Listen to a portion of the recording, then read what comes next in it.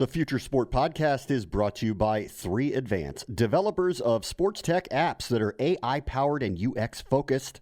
So if you're looking to create some apps for your startup or your sports biz calls for some artificial or business intelligence, you should check out 3Advance. They're incredible. Go to 3advance.com. That's the number 3advance.com.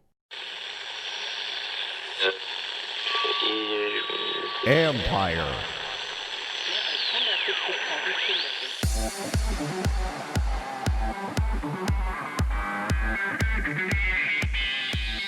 This is not your granddad's fight game.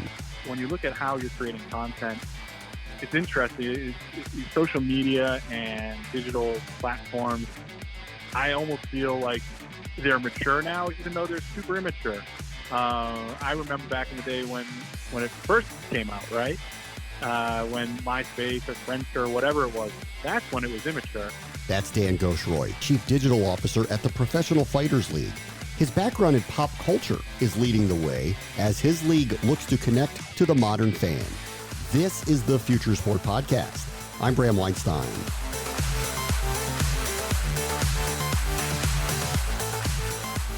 Dan Ghosh-Roy's previous experience was building audiences with the complex networks, so he's using that background in terms of reach and connection with younger generations, and it's guiding the decisions behind building a new interactive league.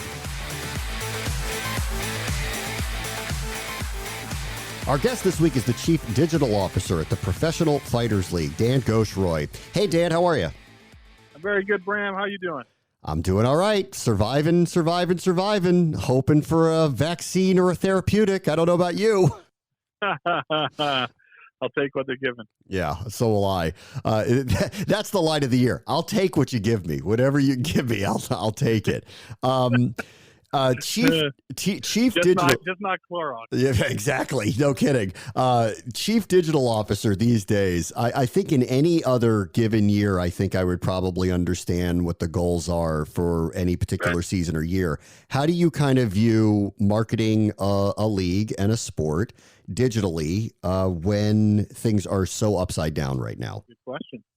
Well, for the PFL, honestly, obviously we want to be promoting live events in our season, getting into the playoffs, heading into the championship and all that good stuff. But, fortunately we are a 24/7 media company.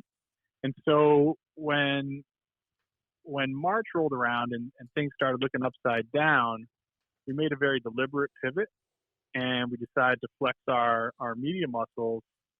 And so from a goals perspective, we're still trying to grow audience. We're a new league or a young league, so we're still trying to grow our audience. We're still trying to drive brand awareness. We're still trying to tell the great stories of our fighters, and we're trying to drive some revenue. And so those goals remain consistent. And although we're doing it focused on original programming, leveraging our archive, expanding our distribution, launching an OTT product, which we launched 2 weeks ago, and we're very proud of. These are the things, that we're focused on.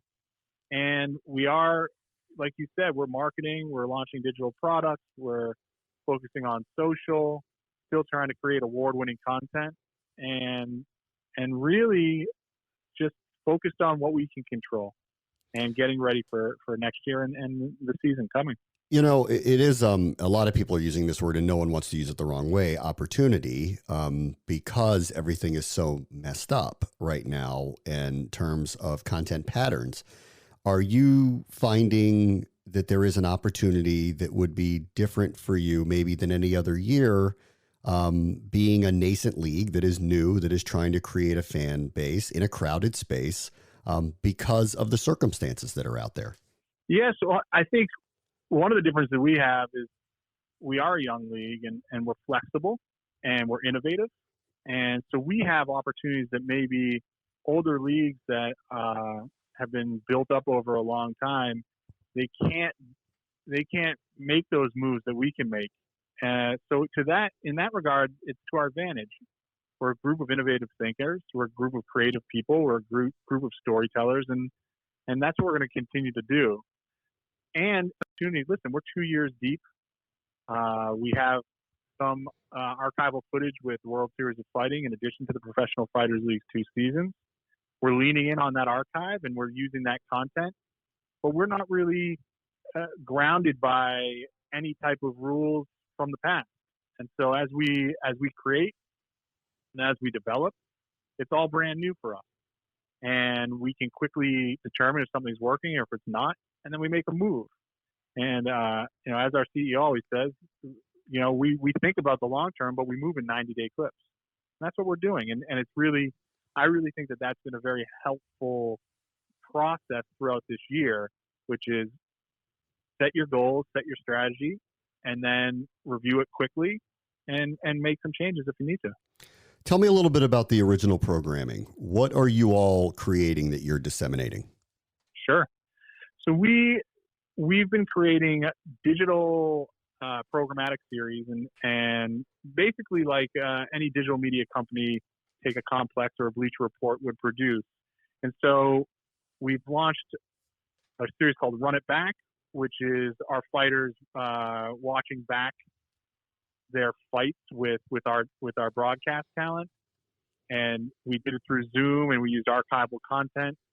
And we published that across YouTube and IGTV and Facebook. We saw really good numbers on IGTV for that. It's really a 3-minute digital series. Inside the Knockout takes you behind the story of our best knockouts of the league. We've been publishing full fights across YouTube and Facebook. They've really been generating great numbers for us. The audience on those platforms really like to watch full fights. We've done a 6-part documentary series on one of our top fighters in Rory McDonald, who just joined us in the welterweight division from Bellator, former champion of Bellator. So we did a 6-part documentary series on where he came from and why he's looking forward to fighting the PFL. And so we were able to leverage new interview footage with him, some new training content with him, and some old footage that we licensed from back in the day. And we're getting ready to launch. Really excited about this show. It's called Prep Point, and it's an interview show hosted by our own Lillian Garcia. She's our in-cage announcer, legendary WWE in-cage announcer, great personality and interviewer. And she's going to be interviewing our new fighters, the new fighters that we signed to the roster, to give the MMA world a look inside their personalities and their routines and why they joined the PFL with a little lean to pop culture. We have a great creative team on board, and we've integrated a bunch of animations into the show. So very, very excited about that one. That launches tomorrow, actually. So a mix of archive, a mix of lifestyle, a mix of training, and a mix of new content that we're figuring out the best way to film it in this time. So we've really kind of leveraged every asset we have, and we try to reproduce it in a fresh manner and make it in a format that people will love. I'm very interested to hear your viewpoint of what the content should look like, considering what your background is. You have a lot of experience working with famous music artists, Katy Perry, Snoop Dogg, Beyonce, and you had mentioned Complex, where you were the senior vice president of marketing and audience development there. And anyone who's familiar with that knows that this is very geared young to millennials and Gen Z, and it's may or may not be sports oriented, but it's very culture oriented. How do you view, well, let me start with this. Did you have a deep background working in sports before you came over to the PFL? No, I didn't. Just entertainment. But entertainment is pretty transferable. And I felt like this was a great time to jump into sports. I'm a huge sports fan. Growing up in Boston, I'm a diehard Sox, Pats, and Celtics fan. So very passionate about sports and followed sports industry. Sports industry is very cutting edge when it comes to digital and entertainment. So, but no, I didn't have any experience prior. So using the experience of what you built with some of these artists and for Complex, how did you kind of view what the look and feel of content would be for the PFL? Good question. Well, it's per platform, isn't it? I think when you look at how you're creating content, it's interesting.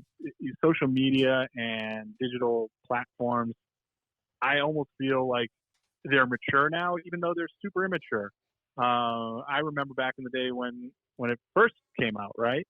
When MySpace or Friendster or whatever it was, that's when it was immature. And so I feel like social and YouTubes of the world and websites, et cetera, have become fairly mature. And so now you understand what type of content should be created for those platforms. Facebook is that community / viral feel. Instagram is that aspirational quick hit. It's got to be a thumb stopper. It's got to be authentic to your brand voice. And YouTube, build it for the long tail, build it evergreen so it can continue to return hit after hit. So these are the things I learned over my time in entertainment, particularly in music and at Complex. And so that's what I'm trying to apply here at the PFL. Always authenticity matters. We're a young brand. We're 2 years young, and we're developing our brand voice. We've done a very good job of it, and we're just trying to stay authentic to it and understanding the audiences that we've built on each of those platforms. Like I was saying earlier, YouTube, Facebook, full fight. Give me that action. Let me dig my teeth into it. Instagram, highlights. Give me highlights and give me content that's relevant. Give me content that is part of the current zeitgeist. A great example of that is we just won the 2020 Synopsis Sports Media Award for Best Use of Instagram. We beat Bleacher Report's House of Highlights. We beat WWE, Fox Sports, The Score. We beat some major brands in the space, and we did it through bringing an audience, an engaged audience, into our world with highlights. And really specifically, we ran a program with some of the top creators on Instagram, Ray Rod, Cutcraft, Todd Grips, and we created video game type highlights of our fight. And they did massive numbers and brought in a young audience that saw that the PFL was different. And the PFL is not an old stoic league. It's not the other fight promotions. They're unique. They're speaking to the youth, and they're willing to take chances. And I think that really, my background helped bring those ideas to fruition. That we sat around. I have a great, the PFL as a whole, we're a small, great team of creatives and storytellers, and my digital team. We sat there and we came up with a concept. People pitched it, and we ran with it. So this leads me to ask, like, where you want to see it go from a content perspective. In the good old days, which wasn't that long ago, the idea of a league not finding its way into some kind of package with an ESPN or a Fox or a CBS or something like that seemed logical. Does it remain that way? Do you see the success model involving a traditional platform, or do you see that we are in a space where that may not be necessary? It's a very interesting question. We're at a point in time where you certainly need to control your own destiny to a certain extent, but having a partner like ESPN, they've been an incredible partner to the PFL. They've given us that broad distribution. They've given us the support that we needed really to help get the league on the map. And so there's always value in distribution. And so you need to be smart about it. That being said, we also have many, many other territories and regions that we need to focus on outside of where ESPN would be a broadcast partner.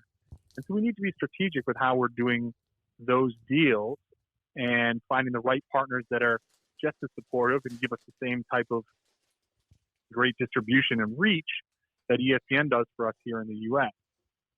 But there's also the value of having a direct connection with your fans, having your content delivered the manner that you want it, always available, every device, anytime, anywhere, any place. And that's why we launched our OTT app, because we know the value of our IP, we know the value of our audience and our fans, and we want to continue to deliver that to them, and we want to develop that relationship with them very early. And so that's what this app does for us.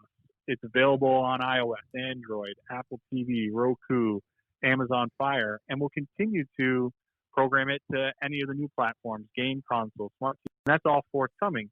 And so we understand that in the coming years, this industry is going to continue to change, and we need to be ready for that change. And so we're building for that future via our OTT app.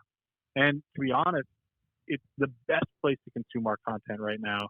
It has all of our full fights, full catalog from World Series of Fighting, PFL Season 1, PFL Season 2 from last year, all the championships, the highlights, behind the scenes, our smart cage technology, which we really feel is a differentiator for us. The tech that we deliver during broadcast and then the way we package it post-broadcast is something really exciting and something that we're going to lean in on, and it will be a part of everything that we do. We spoke to Don Davis not too long ago, and one of the big takeaways, of that conversation, and I'm wondering if you have anything to add to it, was how the ring was going to be wired, which will allow for a lot of AI information to be provided to viewers with the goal of in-fight betting, in-fight gaming, all sorts of applications that way. How do you kind of view that incorporated in your digital platform?